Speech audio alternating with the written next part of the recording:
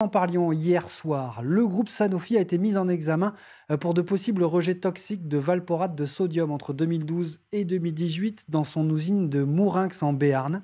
Sanofi échappe à la qualification de mise en danger de la vie d'autrui.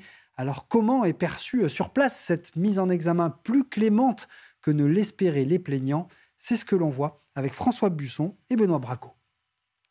Nouvelle information dans le dossier Sanofi de Mourinx, le parquet de Paris a confirmé hier à l'AFP que Sanofi avait été mise en examen en novembre dernier pour 2 infractions commises entre 2012 et 2018.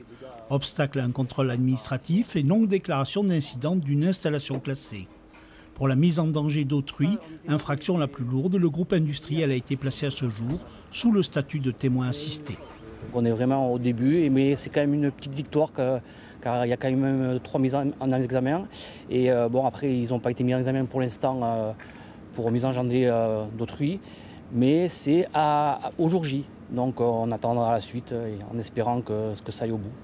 Les infractions sont contestées par le groupe Sanofi qui confirme avoir respecté les seuils réglementaires. Parmi les rejets, un composant de la dépakine, un médicament antiépileptique accusé d'être à l'origine de troubles chez les enfants. Dans ce dossier de Mourinx, plusieurs familles de riverains se sont portées partie civile pour avoir été contaminées. On a une dizaine de plaintes.